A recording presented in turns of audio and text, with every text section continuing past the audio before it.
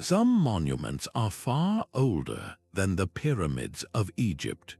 We are going to uncover the identities of the mysterious builders who created these ancient wonders. By the end, you will see human history in a completely new light. What drove hunter-gatherers to erect massive stone temples, and how did they vanish without a clear trace? What does it truly mean to be an advanced civilization? The timeline itself presents our first great mystery. The Great Pyramid of Giza, that iconic symbol of ancient Egypt, was built around 2580 to 2560 before the Common Era. This date is a cornerstone of history, yet the monuments we are discussing were already ancient by the time the first Egyptian stone was laid.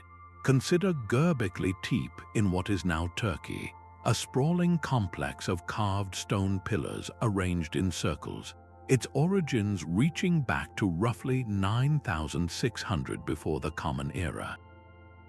That is a staggering 7,000 years older than the pyramid. Or Newgrange in Ireland, a massive, precisely aligned tomb passage that welcomed the winter solstice sun around 3200 before the Common Era, centuries before the Egyptian monument rose from the desert. These are not just old stones, they are relics from a time when, according to long-held theories, humanity was supposed to be living in small, mobile bands of hunter-gatherers, focused solely on survival. How could such societies, without farming, without cities, possibly muster the organization, the labor, and the vision to build on such a scale? The very existence of these sites forces us to tear up the old story of human progress.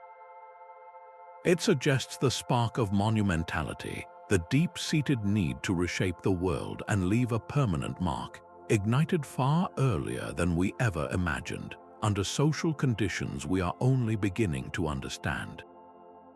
This foundational shift in our timeline is the essential first step because it reframes our entire search for the builders from a question of who they were to the far more profound question of what they were capable of. The sheer audacity of Göbekli Tepe is almost beyond comprehension. Here, in the dust of southeastern Turkey, hunter-gatherers accomplished what we once thought impossible. They carved a vision directly from the bedrock, creating a sanctuary of staggering complexity.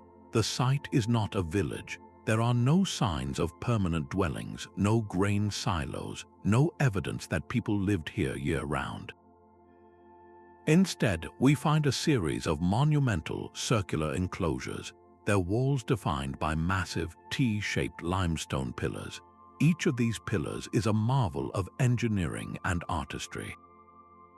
The largest weigh more than 10 tons and stand nearly 18 feet tall. They were quarried from the local limestone plateau, then moved, likely by teams of people using ropes and logs, over a distance of several hundred meters before being set perfectly into sockets carved into the bedrock floor. And then the artists went to work. The surfaces of these pillars are alive. They are covered in deeply carved, intricate reliefs of animals, a snarling fox, a coiled serpent, a charging wild boar, a graceful crane. This is not random graffiti. This is a symbolic language rendered in stone, a menagerie of power and meaning created over 11,000 years ago. This was a place of gathering, a sacred space that drew people from across the landscape for ceremonies and shared experiences. Who could command such labor, such artistic skill, from a society that had not yet invented the plow or the potter's wheel? The answer forces us to abandon the word primitive. It suggests that the human impulse to create, to believe in something greater than oneself, and to work together for a collective vision, is the true catalyst for civilization.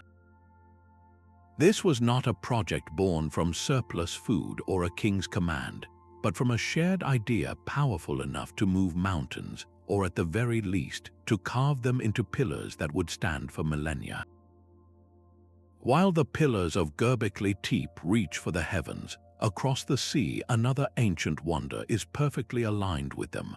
The passage tomb of Newgrange in Ireland's Boyne Valley is a masterpiece of Neolithic engineering, a massive circular mound covering a full acre of land. Built around 3200 before the Common Era, it predates Stonehenge and the Great Pyramid by centuries. Its structure is deceptively simple, a long, narrow stone passage leading deep into a central chamber, all buried under a great mound of earth and rock. But its true genius is revealed by the sun. Each year, for a few precious days around the winter solstice, a precisely calculated event unfolds. As the sun crests the horizon, a single, narrow beam of light penetrates a special opening above the entrance known as a roof box. This shaft of sunlight travels down the 60-foot passageway, piercing the profound darkness to illuminate the inner chamber for approximately 17 minutes. This was no happy accident. It was a meticulously engineered phenomenon, a testament to a deep and sophisticated understanding of astronomy, geometry, and the unchanging cycles of the seasons. The builders were part of a thriving farming society, yet the knowledge required to achieve this alignment points to something more, a specialized class of sky watchers or master builders who could translate celestial movements into stone. The intricate spiral and diamond shapes carved into the stones surrounding the entrance speak a complex symbolic language. This was far more than a final resting place for the honored. It was a cathedral for the sun, a sacred machine designed to connect the world of the living with the cosmic cycles and the memory of those who came before. In that brief annual burst of light, we see a civilization not just burying its dead, but reaching for an understanding of time, renewal, and humanity's place in a vast, orderly universe. Far out in the Mediterranean Sea, the Maltese archipelago holds another key to our ancient past. Here, a remarkable and isolated culture sculpted the landscape into the world's oldest free-standing stone temples. Structures like Gewith, Dottabov, Gantaja, and Haga Kim were raised between 3600 and 2500 before the Common Era, making them contemporaries of the earliest Egyptian pyramids, yet born from a completely different world. These are not simple stone circles. They are sophisticated architectural complexes with curved facades, internal passages, and multiple chambers that form a shape reminiscent of a cloverleaf. The builders used a technique called corbelling, carefully stacking massive limestone blocks, each weighing up to 50 tons, to create domed roofs that have withstood the elements for millennia. Inside, we find altars, intricate spiral carvings, and curious oracular chambers with holes that might have been used for ritual voices. What is truly astounding is what we do not find. There is no evidence of fortifications, no stockpiles of weapons, no signs of warfare.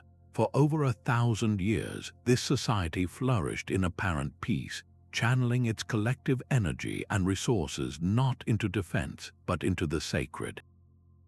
Their most powerful legacy is a collection of statues, the renowned Fat Lady figures.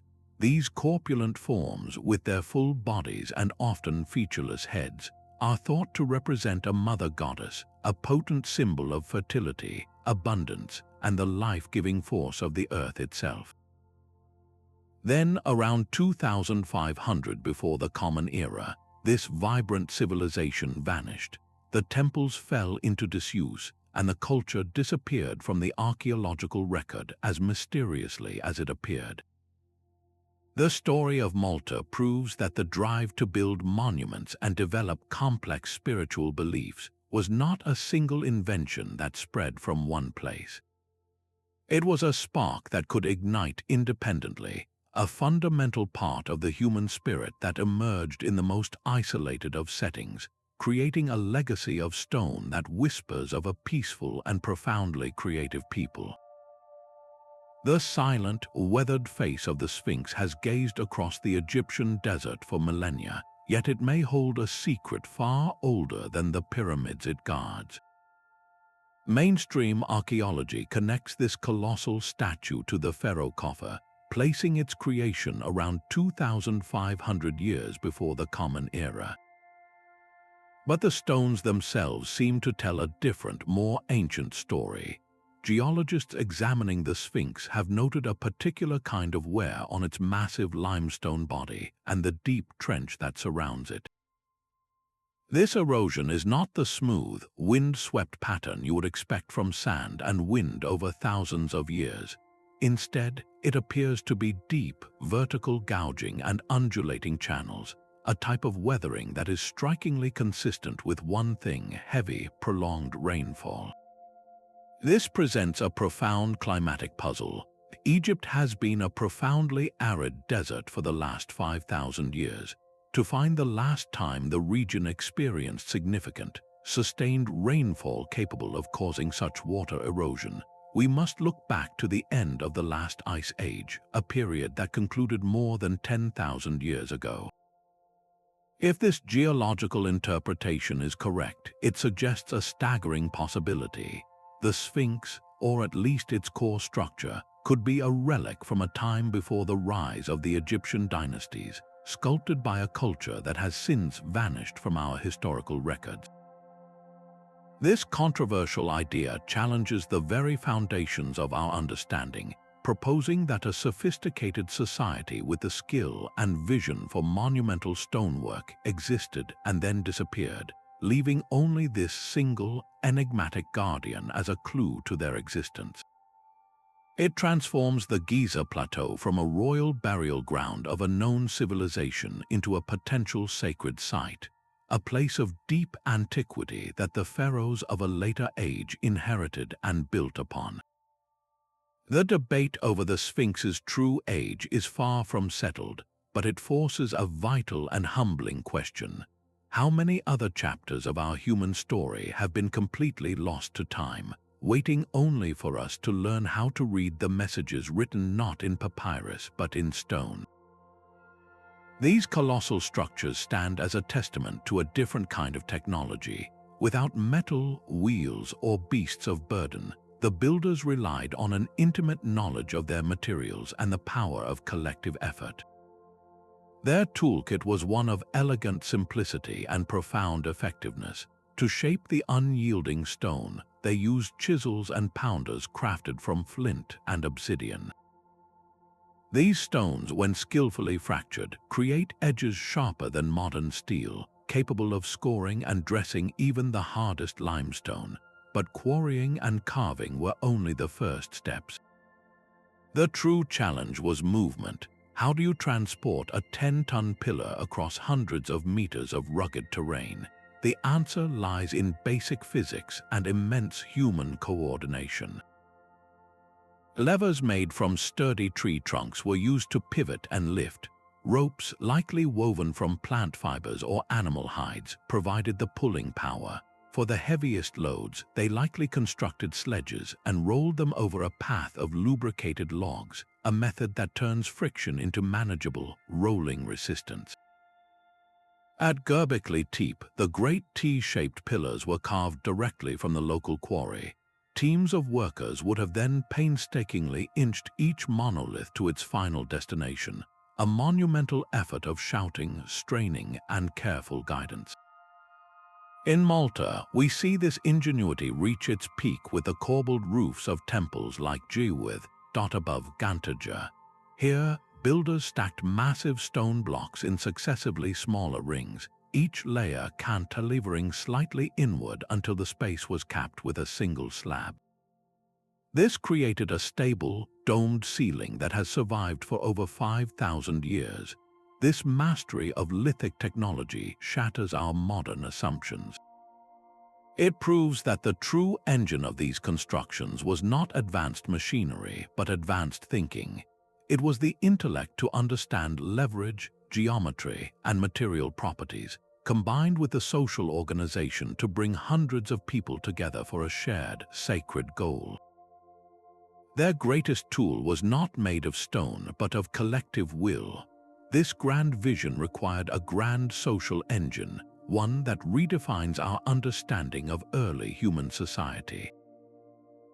The old textbook image of hunter-gatherers as small, isolated bands, forever wandering in a desperate search for food, simply cannot account for the coordinated effort at a place like Göbekli Tepe. How do you quarry, transport, and erect 10-ton pillars without a king, a bureaucracy, or even a permanent village to command the work?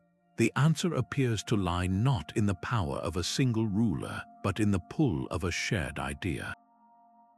Archaeologists now theorize that these monumental projects were likely driven by a common ideology or spiritual belief system, a powerful force that united otherwise separate groups. Imagine different clans and families scattered across the landscape, all drawn to this specific hilltop at certain times of the year, perhaps for seasonal gatherings or important ceremonies. During these communal events, they would have pooled their knowledge and their labor. The work itself, the shared struggle of moving a massive stone, became a form of ritual, a physical act that reinforced their collective identity and shared purpose. This was not forced labor. It was a voluntary contribution to a sacred project that benefited everyone spiritually. The monument, then, may have been the very catalyst that created complex society, not the other way around. Building it required cooperation, and that cooperation, in turn, forged stronger social bonds and more sophisticated communication networks across vast distances. This model presents a profound alternative to the later pyramid building of Egypt, which was orchestrated from the top down by a god like Pharaoh. Here, we see civilization being built from the ground up, not by a command, but by a collective agreement, a shared dream carved into the very bedrock of the world. These carvings are a silent language waiting to be understood. The stone canvases at Göbekli Tepe and Newgrange are not random decorations but a sophisticated symbolic code, our most direct link to the thoughts and beliefs of the people who created them. Without a Rosetta Stone to provide a direct translation, archaeologists act as interpreters, piecing together meaning from recurring patterns and their placement within these sacred spaces. At Göbekli Tepe, the menagerie of powerful animals likely held deep spiritual significance. The fox, the serpent, and the crane may have represented different clans, their totemic symbols marking a shared identity. Or they could depict spirit guides in a shamanistic worldview, powerful forces of nature that were invoked and honored within the stone circles. This art was functional, a vital part of the rituals that took place there. Moving to Newgrange, the symbols shift to abstract patterns that speak to cosmic cycles. The famous triple spiral, carved deep inside the tomb's chamber, is powerfully evocative. Many researchers see it as a representation of the three great phases of existence: life, death, and rebirth. This meaning aligns perfectly with the tomb's purpose and its breathtaking solstice alignment, where the sun's rebirth at the year's darkest hour illuminates the realm of the ancestors. These motifs were not added as an afterthought. They were essential to the monument's power, activating the stone with meaning and transforming a structure of earth and rock into a profound statement about humanity's place in the universe. To comprehend why generations dedicated their lives to this work, we must learn to see these sites not just as architectural feats, but as physical prayers, built to communicate with the forces that govern their world. The sky itself was their sacred text. Across continents and cultures, from the damp valleys of Ireland to the sun-baked hills of Malta, the architects of these ancient wonders consistently looked upward, embedding celestial knowledge into the very bones of their structures. This was far more than just noting the positions of stars. It was a deep, systematic observation that formed the bedrock of their worldview. For the farming communities of Malta, temples like Mnajdra are precisely oriented so that the rising sun on the equinoxes shines directly down the central axis, splitting the darkness within. This alignment would have marked a pivotal moment in the agricultural calendar, a time of balance signaling the start of new planting seasons or harvests. At Göbekli Tepe, the arrangement of its mysterious pillars might map onto star patterns, with one compelling theory suggesting the central stones of enclosure mirror the stars of the constellation Cygnus, the Swan. This celestial connection transformed their architecture into a permanent, predictable link between the earthly and the divine. By carefully tracking the sun's journey, the moon's phases, and the turning of the stars, these early societies created a reliable clock in the sky. They could anticipate the migration of herds, the arrival of rains, and the ripening of wild grains, turning survival from a matter of chance into a managed practice. Their monuments became more than just places of ritual. They were colossal calendars, cosmic anchors that gave a chaotic world order and meaning. In aligning stone with star, they declared that humanity was not separate from the universe, but an integral part of its grand cyclical dance. The silent stones of these ancient sites whisper a tantalizing possibility, one that has captivated thinkers for generations. Could the true architects of Göbekli Tepe and Malta belong to a single, forgotten civilization, a sophisticated society that mastered the globe before vanishing beneath the waves of a great cataclysm?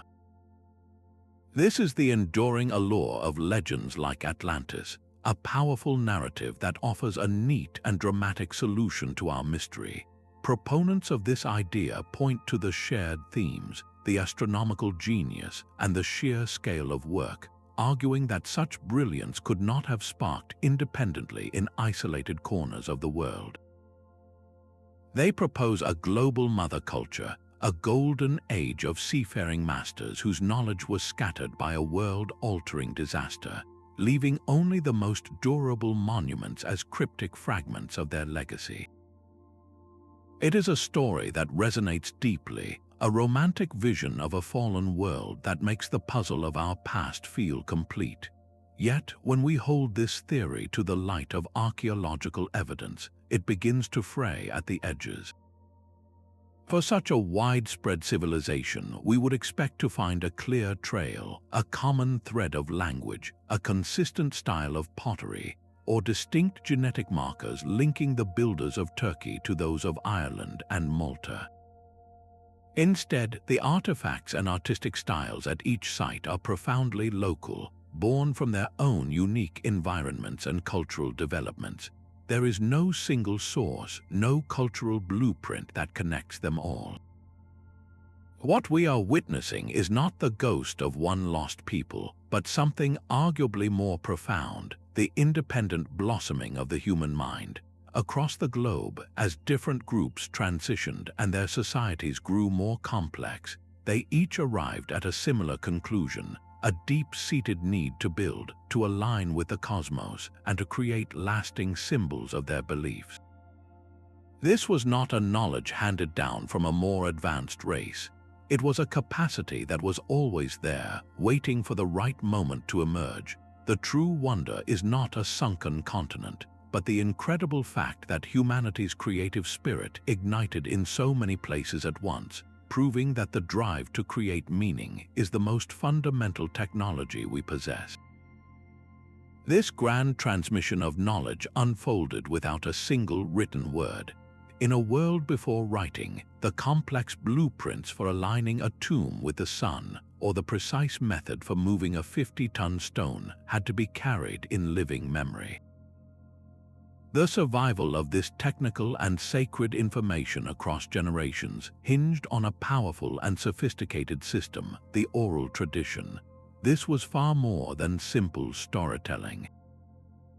It was a rigorous, disciplined practice designed to preserve critical information with remarkable accuracy. Societies entrusted this vital task to specialized individuals, figures like shamans, elders, or master builders. These were the living libraries of their people, trained from a young age to memorize vast amounts of information through structured songs, rhythmic chants, and deeply encoded ritual narratives.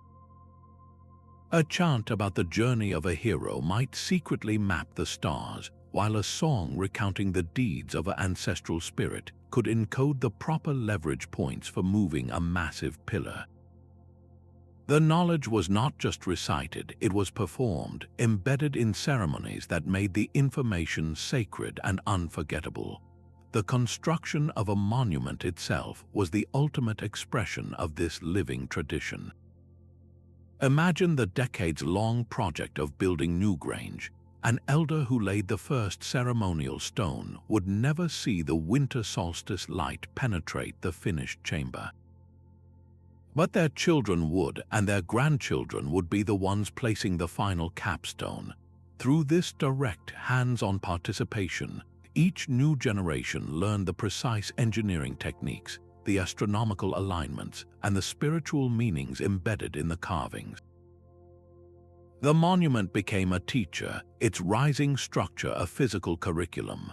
This seamless blend of spoken word and practiced ritual ensured that the community's most vital knowledge, the secrets of survival and the meaning of the cosmos, remained accurate, vibrant, and alive for centuries. It was a chain of memory, linking the past to the future through the voices of the present. These monuments were not built for death alone, but for the vibrant pulse of life itself. While the chamber of Newgrange held the honored remains of ancestors, it also served as a cosmic clock. Its winter solstice light showed a dramatic reaffirmation of the sun's return and the promise of renewal for the entire community. These structures were the original community centers, combining the roles of cathedral, university, and marketplace in one sacred space. Göbekli Tepe, with its lack of houses or graves, stands as a powerful example. This was not a city but a destination. Hunter-gatherer clans scattered across the region would have journeyed here at appointed times, drawn by a shared belief system. The hilltop became a stage for powerful rituals, a place to see and be seen, to forge alliances, and to exchange not only goods but also ideas, stories, and marriage partners. Within these stone circles, identity was solidified. The act of raising a pillar together, of sharing in a communal feast, of witnessing the same symbolic carvings, transformed a collection of separate families into a unified people.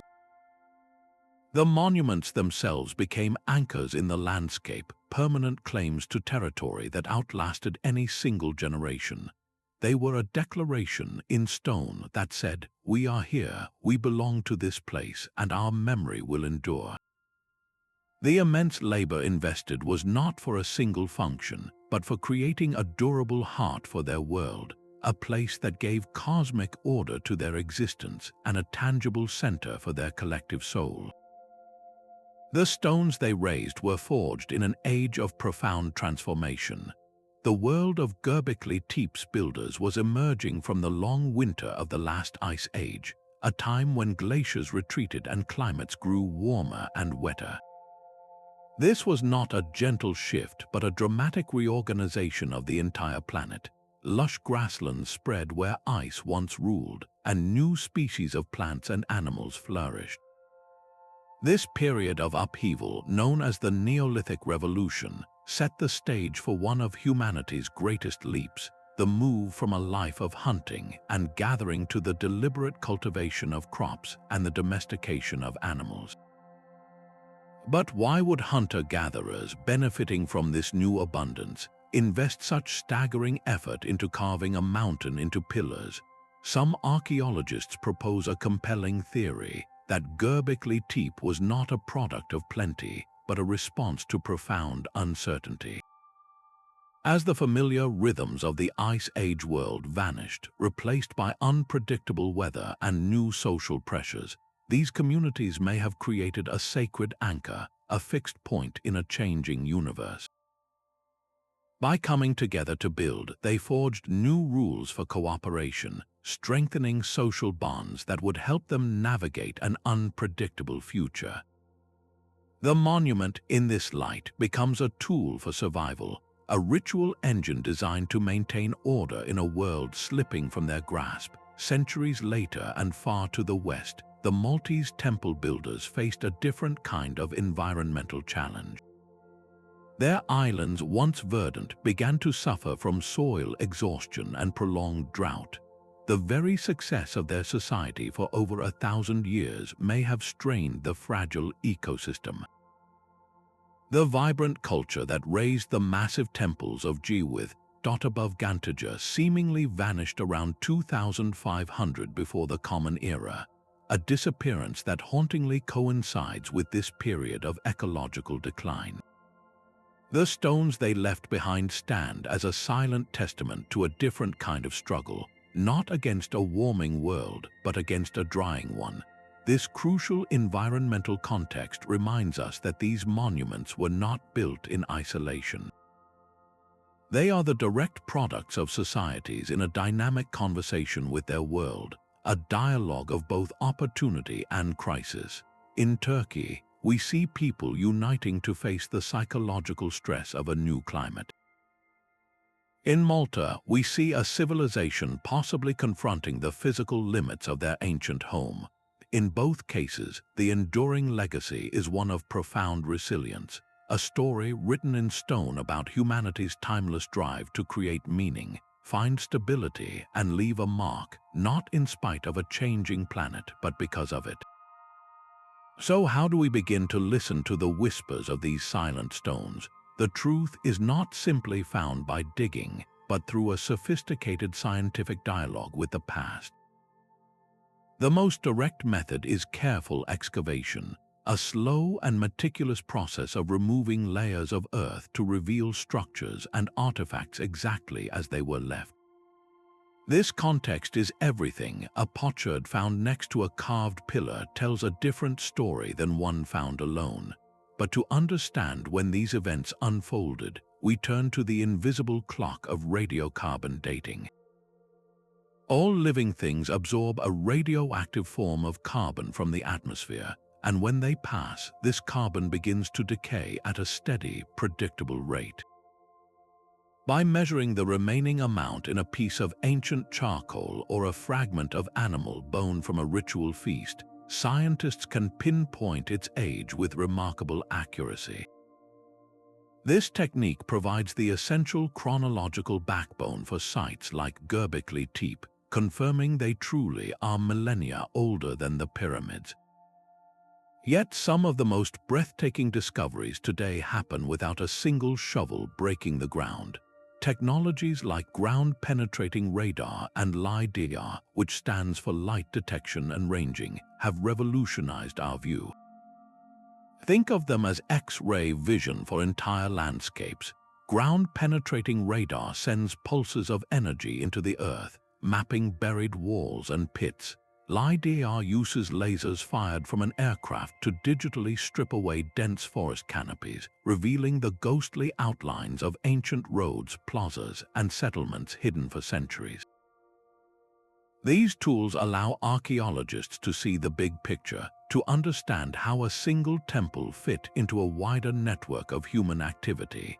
The story deepens with the analysis of the smallest fragments. Archaeobotanists sift through ancient soil to recover seeds, pollen, and phytoliths, the microscopic silica skeletons of plants. This tells us what people were eating, whether they were cultivating wild grains, and how the local environment changed over time.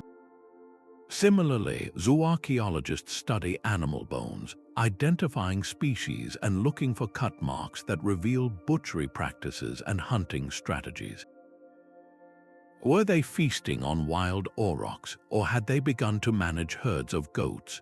By weaving together all of these threads, the hard dates from radiocarbon, the landscape maps from LiDAR, and the intimate details from seeds and bones, a holistic picture slowly emerges from the dust. We start to see not just the monuments they built, but the lives they lived, the food they shared, and the world they looked upon, transforming scattered clues into a profound narrative of our shared human journey. This discovery shatters the very foundation of a story we thought we knew. For generations, the accepted narrative of human progress was a simple, logical sequence. First, hunter-gatherers learned to farm. This agricultural revolution created a surplus of food, which in turn allowed people to settle down in villages. With settlement came specialization, social hierarchy, and the eventual rise of cities, kings, and monumental architecture. Civilization, in this view, was built on a foundation of grain. Göbekli Tepe turns this entire timeline upside down. Here we have the most ambitious monument of its era, a project requiring immense organization and hundreds of workers, built by people who showed no signs of farming. They were, by all accounts, still living as foragers. This forces a radical new question. What if the catalyst for civilization was not a full stomach, but a full heart? What if it was the human need for shared meaning, for communal ritual that came first? The so-called cathedral before the city theory suggests that the very act of gathering to build and maintain a sacred site like Göbekli Tepe created a new kind of problem. How do you feed hundreds of people concentrated in one place for extended periods of time? The surrounding landscape, rich with wild grains like einkorn wheat and herds of gazelle, would have been quickly depleted by such a large, stationary group. This pressure, the theory goes, may have been the very spark that ignited agriculture. Instead of farming enabling monument building may have demanded farming. The need to supply predictable food for ritual laborers could have prompted the first deliberate sowing of seeds and the management of wild animal herds, setting humanity on a path that would forever change the planet. This is not to say that religion invented the plow, but that the powerful collective drive to build something greater than themselves created the social and logistical conditions that made the plow necessary. It presents a profound shift in how we see ourselves, suggesting that our deepest spiritual and social impulses, our yearning to connect and create together, may have been the true architects of the modern world. This same powerful impulse was igniting on distant continents, a parallel awakening captured in earth and stone, far across the Atlantic, along the bayous of what is now Louisiana. A society of indigenous peoples began a project of staggering scale. Around 1,700 years before the Common Era, they constructed Poverty Point, a vast complex of earthen ridges and mounds arranged in a series of concentric, C-shaped arcs. The largest of these mounds, soaring 70 feet high, required the movement of nearly 1 million cubic yards of soil, all carried basket by basket in a monumental undertaking of collective will. They built not with quarried stone, but with the very land beneath their feet, sculpting the earth into a grand, geometric design whose full meaning we are only beginning to grasp. At roughly the same time, but thousands of miles to the south, another civilization was rising in the arid Soup Valley of Peru. The sacred city of Caral, dating to 2600 before the Common Era, represents the oldest known center of civilization in the Americas. Here, the builders erected large platform mounds and sunken circular plazas using a unique technology, shikra bags. These were nets filled with stones, used to stabilize the massive earthen structures against earthquakes, a brilliant adaptation to their environment. The scale of labor at both Poverty Point and Caral is unmistakable. These were not the works of small, isolated villages, but of organized societies capable of coordinating hundreds, if not thousands, of people toward a shared, non-utilitarian goal. What is truly breathtaking is the lack of any evidence suggesting these cultures ever contacted one another. They were worlds apart, separated by vast oceans and impassable terrain. Yet they each arrived at the same profound conclusion: a need to physically manifest their beliefs and their identity upon the landscape. This global synchronicity points to something deep within the human spirit. It seems that when societies reach a certain threshold of complexity and environmental understanding, an intrinsic drive emerges, a universal compulsion to build something permanent, something greater than any single individual, a communal statement of purpose that echoes across millennia. The stones of Malta, the pillars of Göbekli Tepe, and the earthworks of Louisiana are not isolated anomalies, but different verses of the same ancient song, a chorus of human aspiration that began not in one cradle of civilization, but in many, all singing at once. The great stone circles of Göbekli Tepe did not fall into ruin. They were laid to rest. Around 8,000 years before the Common Era, its people undertook one final, monumental act. They deliberately buried their sanctuary, carefully backfilling the enclosures with tons of earth, stone, and animal bones, sealing the towering pillars away from the world for the next 10 millennia. This was not an act of violence or haste, but one of profound intention. A similar, haunting silence eventually fell over the vibrant temple culture of Malta. After more than 1,000 years of continuous ritual and construction, the complex society that raised Jiwith above Gantaja and Haga Kim simply vanished from the archaeological record. Their sacred sites were abandoned, leaving the massive stones to stand alone under the Mediterranean sun. The question of why these places were left behind is as compelling as the mystery of their creation. The answers are rarely simple, pointing to a complex interplay of environmental shifts and profound social change. For the people of Malta, a prolonged period of drought and soil exhaustion may have strained the island's fragile resources to a breaking point, making their way of life untenable. At Göbekli Tepe, the reason may be even more deeply woven into the fabric of their success. Some researchers propose that the site itself was a catalyst for the agricultural revolution. The large seasonal gatherings required to build and maintain the sanctuary may have created a new problem: the need to feed a concentrated population. This very pressure could have spurred the first experiments with cultivating wild grains and managing animals. If this theory holds, then Göbekli Tepe's greatest legacy was the new world it helped create, a world of farms and permanent villages that ultimately made the old hunter-gatherer way of life and the sacred site that supported it obsolete. The careful burial of the pillars could then be seen as a ceremonial goodbye, a respectful act of preservation for a holy place whose time had passed. These sites were not failures. They were chapters that closed, not because the people disappeared, but because their ideas evolved. Their abandonment reminds us that human history is not a straight line upward, but a story of constant adaptation, where beliefs, environments, and social structures are in perpetual motion. The most enduring monuments are not always those that remain in use, but sometimes those that were purposefully and peacefully released, their purpose fulfilled, their memory waiting patiently in the earth. The stones of these ancient sites have ignited imaginations far beyond the academic world. They feature prominently in best-selling books and popular documentaries, where they are often presented as evidence of lost, hyper-advanced civilizations or even extraterrestrial guidance. This widespread fascination taps into a deep public yearning, a desire to connect with a past that seems more mysterious and spiritually profound than our own modern existence.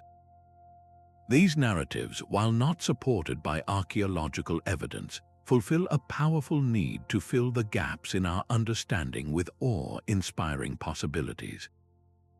They reflect a collective feeling that our official history is incomplete, and that the true story of humanity is far grander than we have been taught. This cultural impact extends into active spiritual practice. For modern Druid communities and other neo-pagan groups, a site like Newgrange is not a ruin but a living temple. Each winter solstice, people gather in the darkness of the inner chamber, awaiting the same shaft of sunlight that illuminated the space for its builders thousands of years ago. For them, this is a direct, tangible connection to ancestral wisdom and the eternal cycles of nature. The monument functions as a profound spiritual touchstone, a place where ancient stones facilitate modern meaning.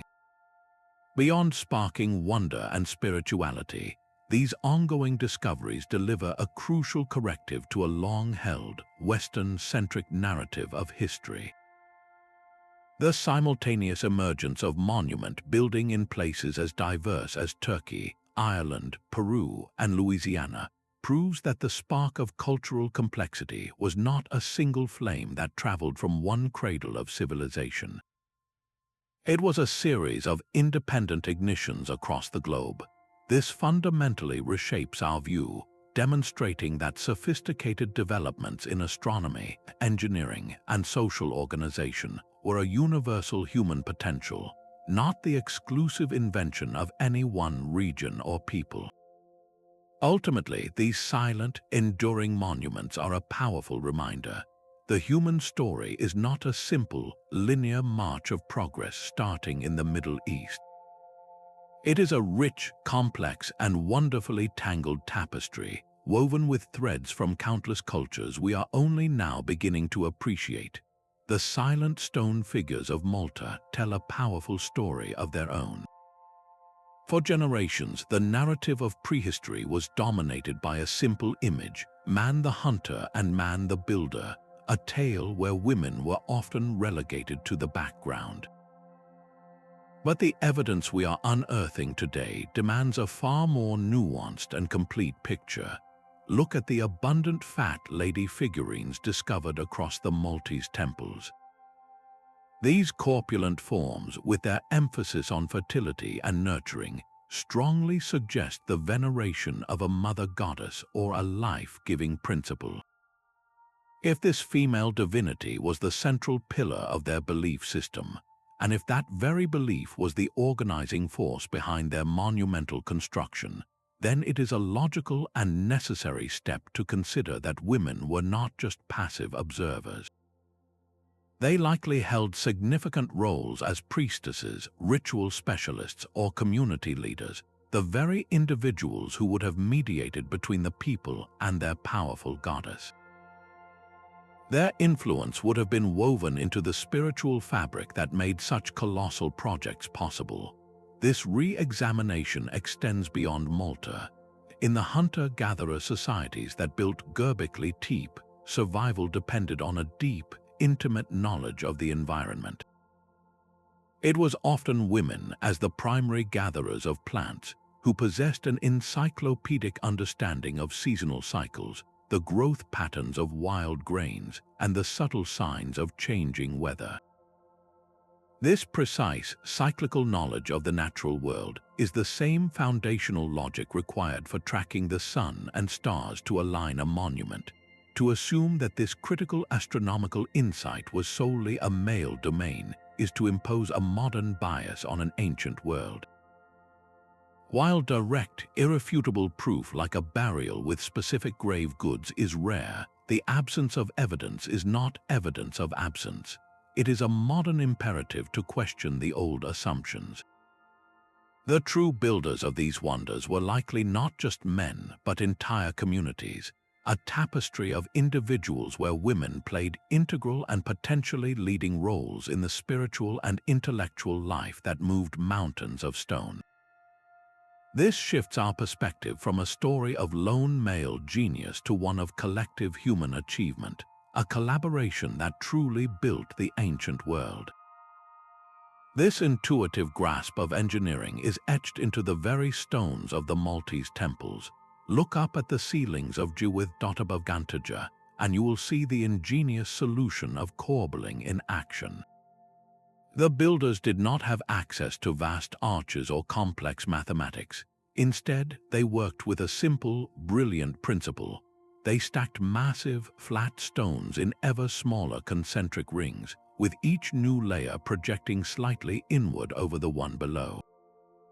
Think of it as a staircase built in a circle, spiraling toward a central point. This gradual overhang transferred the immense weight of the stones downward and outward, distributing the load so effectively that these corbelled roofs have survived for over 5,000 years. It was a rudimentary dome, a stable, enclosed space created without a single keystone, born from a profound, hands-on understanding of how weight and force interact in stone. Moving these multi-ton blocks from quarry to temple site was a puzzle of a different scale.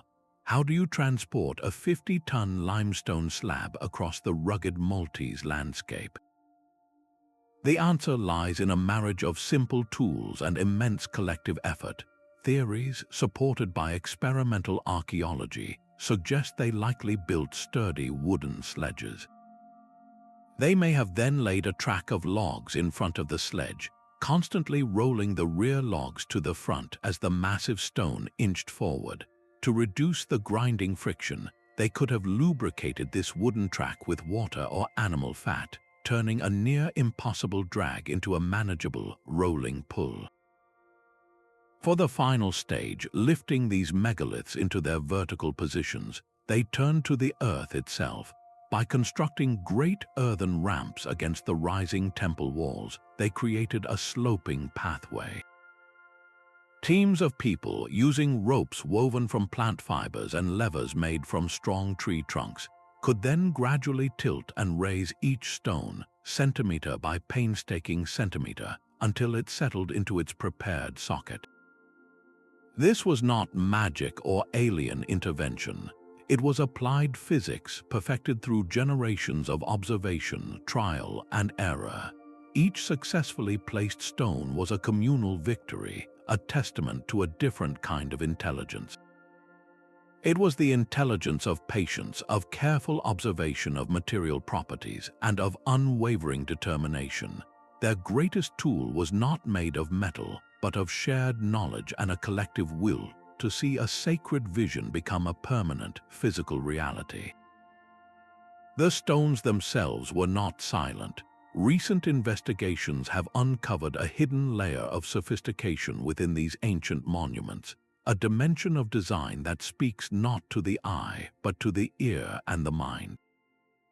Archaeologists are now exploring the role of sound and acoustics, revealing that these sites were carefully engineered to be multi-sensory environments. At Newgrange, the long, narrow stone passageway acts as a perfect resonator, capable of amplifying a single chant or the rhythmic beat of a drum, transforming a human voice into an overwhelming, immersive force that would fill the entire inner chamber. But the most astounding acoustic discoveries come from a different Maltese wonder, the Hal Saflieni hypogeum. This is not a temple built above ground, but an elaborate, three-level subterranean labyrinth carved entirely from solid limestone. Within its deepest chambers, something extraordinary happens. Certain rooms resonate at a specific, low frequency, around 110 Hz. This is not just an echo. Scientific studies suggest that exposure to this particular frequency can physically alter human brainwave patterns, potentially guiding listeners into a calm, trance-like state of heightened awareness. How did the builders achieve this? Did they discover these properties through generations of ritual chanting, intuitively shaping the rock to enhance the sound? Or was this sonic architecture a deliberate design, a way to use the very vibrations in the air as a tool for spiritual connection? This suggests a profound understanding that we are only now rediscovering. The monuments were not just visual spectacles aligned with the stars. They were instruments, the chants of participants, the rhythm of drums, the very breath within these chambers were all part of a ritual technology, engineered to dissolve the boundary between the individual and the divine. In the resonant dark, the builders found a way to sculpt experience itself, using sound to open a doorway to another state of consciousness. the bones tell a story of feasts on a staggering scale. At Göbekli Tepe, the excavation of thousands upon thousands of animal remains paints a vivid picture of how such a massive labor force was sustained. This was not the quiet hunt of a small family group. The sheer volume of bones from animals like gazelle, aurochs, and wild ass points to something far more organized, large-scale hunting expeditions specifically tasked with provisioning the hundreds of workers gathered at the sacred hilltop. Imagine the logistics, skilled hunting parties fanning out across the landscape, coordinating their efforts to bring back enough meat to feed a small, temporary city. This was not just about calories, it was about ceremony. The consumption of so much wild game, particularly animals that were potent symbols of power and the natural world, would have transformed a simple meal into a powerful communal ritual, reinforcing the shared identity and purpose of everyone involved in the building project. This provisioning system reveals a society already capable of complex economic planning. Long before the invention of money or markets, the entire operation was a finely tuned machine where the labor of the hunter directly enabled the labor of the stone carver and the pillar raiser. This model of hunter-gatherer feasting represents one of the earliest forms of large-scale economic organization, a precursor to the more structured systems that would follow. As we move forward in time to the later monuments built by farming societies, the entire foundation of this food economy shifts dramatically. Consider the communities that raised the great mounds of Newgrange or the stone temples of Malta. Their world was no longer one of wild game surpluses, but of cultivated fields and managed herds. Their diet was based on domesticated crops like wheat and barley, and animals like cattle, sheep, and pigs. This shift to agriculture was revolutionary, not because it made life easier, but because it created the possibility of a predictable, storable food surplus. A farming family could produce more than it immediately consumed. This surplus was the true enabler of long-term, monumental projects. It meant that a community could support specialized craftspeople, master architects, and dedicated laborers who were not spending all their time producing their own food. The ability to store grain and preserve meat allowed for the planning of projects that spanned generations. The organization required to manage this surplus, to collect it, store it, and distribute it fairly to the workforce, is a clear indicator of a sophisticated social contract. It shows that these societies had moved beyond mere survival, developing the advanced planning and economic management necessary to support grand, non-subsistence activities. They had learned to harness the land itself, turning soil and seed into the fuel for their most ambitious dreams, transforming collective will into enduring stone. Long after the last stones were set, the names and meanings faded into the soil, but the sense of wonder remained. The very word Newgrange is not ancient, but a much later creation from Gaelic folklore, a name that conjured a world of gods and magic. Local stories spoke of this massive mound as the home of Ingus, the god of love and youth, or as a Shia, a mystical fairy mound where the veil between worlds was thin. Across the sea in Malta, the true purpose of the massive stone temples had been completely forgotten by the local farmers who tilled the land around them. They looked upon the colossal, tumbled blocks and saw not temples but the work of giants, naming the sites Giants' Towers. These legends are not factual history, but they are something else entirely, a profound form of cultural memory. They represent the human mind encountering the inexplicable, reaching for a story to explain the presence of something grand and deeply old. When a society finds ruins built by people they cannot remember, they weave a tapestry of myth to clothe the mysterious bones of the past. The giant, the fairy, the god, these are the archetypes used to give a name to the anonymous, powerful builders who came before. This lingering aura of power and mystery is the true echo of the builders' legacy. Their monuments were so potent, so imbued with meaning, that they continue to command respect and inspire stories for thousands of years after their original purpose was lost. These myths are the final, lasting proof of their success, a testament that the most enduring creation is not just the stone itself, but the indelible mark it leaves upon the human spirit. Their legacy whispers to us across the millennia, not just about who they were, but about what we might learn from them today. In an era of global challenges and digital isolation, their story offers a powerful corrective. They achieved the impossible not with advanced machinery, but with something far more fundamental, a shared purpose that unified entire communities. This was a cooperation born not from top-down command, but from a collective agreement, a common dream that compelled hundreds of people to move mountains of stone together.